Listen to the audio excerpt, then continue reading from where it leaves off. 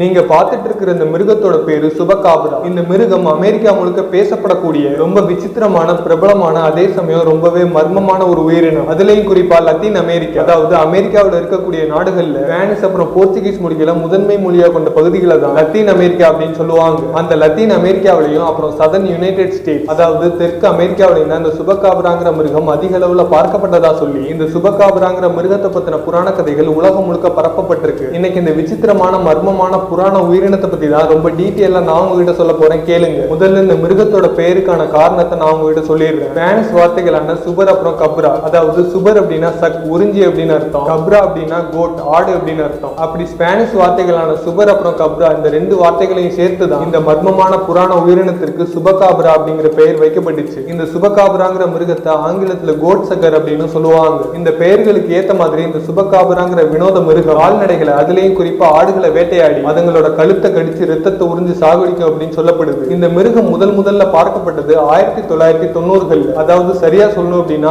1995ல Puerto அப்படின்னு அழைக்கப்படுற ஒரு தீவுல இந்த மர்மமான உயிரினம் பார்க்கப்பட்டதா சொல்றாங்க. இந்த புவேர்ட்டோ ரிகோங்கிற தீவு அமெரிக்காவோட இணைக்கப்படாத ஒரு பகுதியா இருக்கு. சரியா சொல்லணும் அப்படின்னா கரிபியன் சீல டொமினிகன் ரிபப்ளிக்குக்கும் அப்புறம் யூஎஸோட விர்ஜின் ஐலாண்டுக்கும் இடையில தான் இந்த புவேர்ட்டோ ரிகோங்கிற தீவு அமைஞ்சிருக்கு. இந்த தீவுல தான் சரியா 1995ல திடீர்னு கால்நடைகள், அதுலயும் குறிப்பா நிறைய ஆடுகள் செத்து கிடந்திருக்கு. அப்படி செத்து கிடந்த கால்நடைகளோட கழுத்துல இரத்த காட்டேரிகளால கடிபட்ட மாதிரி கூர்மையான பற்களால போடப்பட்ட துளைகள் இருந்திருக்கு. அது மட்டும் இல்லாம மர்மமான முறையில செத்து கிடந்த அந்த கால்நடைகளை அதுங்களோட உரிமையாளர் வந்து பார்க்கும்போது என்னன்னே தெரியாத மர்மமான ஒரு கொடூர உயிரினம் அந்த இடத்துல இருந்து தப்பிச்சு ஓடுனதை பார்த்ததாகவும் சொல்லியிருக்காங்க. இப்படி அந்த வருஷத்துல புவேர்ட்டோ ரிகோ தீவுல அந்த மர்ம உயிரினம் பல பேரால நேரடியா பார்க்கப்பட்டதா சொல்லப்பட்டிருக்கு. அந்த மிருகம் பார்க்கறதுக்கு ரெப்டைல்ஸ், அதாவது ஒரு ஊர்வன விலங்கு, ஒரு நாயும் சேர்ந்த ஒரு கலவையா அந்த சுபகாபராங்கிற மிருகத்தோட தோற்றம் இருந்ததா சொல்லியிருக்காங்க. அது மட்டும் இல்ல, அதுங்க பாக்குறதுக்கு ஒரு சின்ன கரடி சைஸ்ல இருந்ததாகவும் நல்ல கூர்மையான பற்கள் இருந்துச்சுன்னு, முதுகுல வெளியில தனியா தெரியிற மாதிரியான முதுகெலும்பு இருந்துச்சுன்னு, அந்த மிருகத்துக்கு சிவப்பு நிறத்திலையும் நீல நிறத்திலையும் ஒளிரக்கூடிய கண்கள் இருந்ததாகவும் சொல்லியிருக்காங்க. 1995ல புவேர்ட்டோ ரிகோ தீவுல முதல் முறையா அந்த சம்பவம் நடந்தப்ப அங்க இருந்த லோக்கல் மீடியாஸ் தான் அந்த மிருகத்தை சுபகாபரா அப்படிங்கிற பேர்ல அறிமுகப்படுத்தினாங்க. அந்த டைம்ல மீடியாஸ் மூலமா லாட்டின் அமெரிக்கா முழுக்க சுபகாபராங்கிற இந்த மர்ம மிருகத்தோட கதை ரொம்ப வேகமா பரவ ஆரம்பிச்சது. அப்படி இந்த நியூஸ் ரொம்ப வேகமா பரவனதை தொடர்ந்து பல பேர் நானும் சுபகாபராவை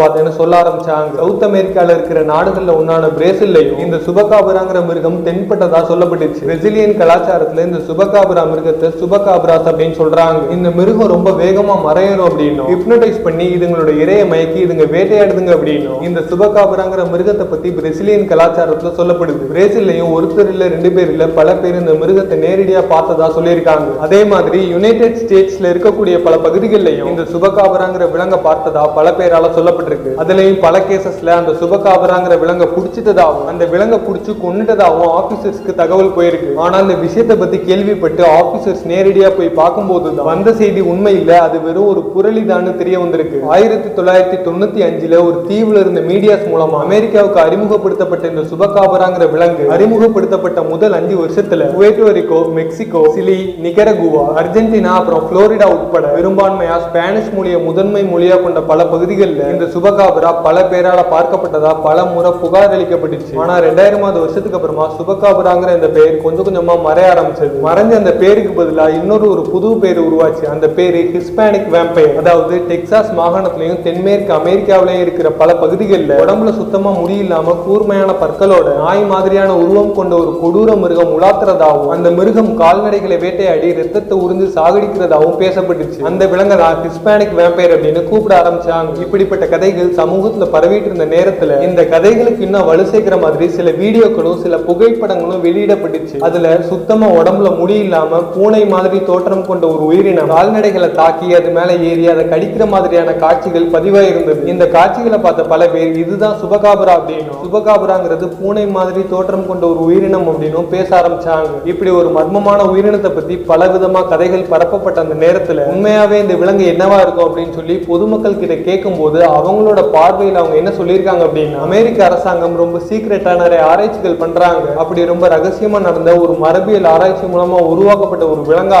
இந்த சுபகாபரான்னு அழைக்கப்படுற மிருகம் இருக்கணும் அப்படின்னும் மக்கள்ல சில பேர் சொல்லியிருக்காங்க. இன்னும் சிலர் இந்த சுபகாபரான்னு அழைக்கப்படுற மிருகம் வேற ஒரு டைமென்ஷன்ல இருந்து வந்த ஒரு மிருகமா இருக்கணும் அப்படின்னு சொல்லியிருக்காங்க. இப்படி பல பேர் அவங்களோட கற்பனை வச்சு பல விதமா சொன்னாலும் சுபகாபரா காப்ராங்கிற விலங்கு இருக்கிறதுக்கான பிசிக்கல் எவிடன்ஸ், அதாவது இதுங்களோட எலும்புகளோ இல்ல டிஎன்ஏவோ இன்னைக்கு வரைக்கும் கண்டுபிடிக்கப்படல அப்படின்னு மரபியலாளர்களாலையும் உயிரியலாளர்களாலையும் சொல்லப்படுது. அது மட்டும் இல்ல, இவங்க சொல்லக்கூடிய இன்னொரு முக்கியமான விஷயம் என்ன அப்படின்னா, நாய்கள், பூனைகள், கொயோட் அப்படின்னு அழைக்கப்படுற புல்வெளி ஓநாய்கள், அப்புறம் ரக்கூன்கள், இந்த விலங்குகளுக்கெல்லாம் காமனா ஏற்படக்கூடிய மாங்கே அப்படின்னு அழைக்கப்படுற ஒரு தோல் நோய் இருக்கு. இந்த தோல் நோயால பாதிக்கப்பட்ட நாய்கள், பூனைகள், கொயோட்கள், அப்புறம் ரக்கூன்கள், இந்த விலங்குகள் எல்லாம் இதுக்கு ஏற்பட்ட மாங்கே அப்படின்னு அழைக்கப்படுற தோல் நோயால இதுங்களோட உடம்புல இருக்கக்கூடிய முடிகளை கொஞ்சம் கொஞ்சமா இழக்க ஆரம்பிக்கும். ஒரு கட்டத்துல உடம்புல இருந்த முடிகள் எல்லாம் மொத்தமா விழுந்து பார்க்கறதுக்கே ஒரு விகாரமான தோற்றத்துல காட்சியளிக்கும். இந்த விலங்குகள் தான் கால்நடைகளை தாக்கி கொண்டிருக்கணும். அப்படி தாக்கும் போது இதுங்களோட பல்தடம் தான் கால்நடைகளோட கழுத்துல ஆழமா பதிஞ்சிருக்கணும். அப்போ அந்த டைம்ல உடம்புல முடி இல்லாத இந்த விலங்குகளை இருட்டுல பார்த்த சிலர் இதை வேற ஏதோ ஒரு கொடூரமான உயிரினம்னு நினைச்சு பயந்திருக்கணும் அப்படின்னு ஆராய்ச்சியாளர்கள் சொல்றாங்க. ஆக மொத்தத்துல மாங்கே அப்படின்னு அழைக்கப்படுற ஒரு தோல் நோயால பாதிக்கப்பட்ட விலங்குகளை பார்த்துதான் மக்கள் அதை தவற அடையாளம் கண்டுகிட்டாங்கிறது ஆராய்ச்சியாளர்களோட கருத்தா இருக்கு. ஆனா என்னதான் விளக்கம் கொடுக்கப்பட்டாலும் கால்நடைகளை வேட்டையாடி கழுத்தை கடிச்சு ரத்தத்தை உறிஞ்சு சாகடிக்கக்கூடிய சுபகாப்ரான்னு அழைக்கப்படுற இந்த மிருகம் உண்மையாவே இருக்கு அப்படின்னு நம்புற சில பேரும் இருக்கதான் செய்யறாங்க.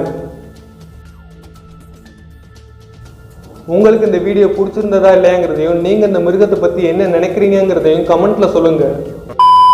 நாம வீடியோவோட எண்டுக்கு வந்தாச்சு. இந்த வீடியோ உங்களுக்கு பிடிச்சிருந்தா லைக் பண்ணுங்க, ஷேர் பண்ணுங்க, மறக்காம நம்மளோட சேனலையும் சப்ஸ்கிரைப் பண்ணுங்க. அப்படியே பக்கத்துல இருக்கிற பெல் ஐகானையும் பிரஸ் பண்ணி நோட்டிபிகேஷன் ஆல்னு கொடுங்க. அப்பதான் நான் என்னோட சேனல்ல அடுத்தடுத்து போஸ்ட் பண்ற எல்லா வீடியோஸும் உங்களுக்கு நோட்டிபிகேஷன்ல வரும். அப்புறம் மறுபடியும் இதே மாதிரி ஒரு இன்ட்ரெஸ்டிங்கான வீடியோல வந்து உங்களை சந்திக்கிறேன். அதுவரை உங்களிடமிருந்து விடைபெறுவது நான் உங்கள் ரகுராம்.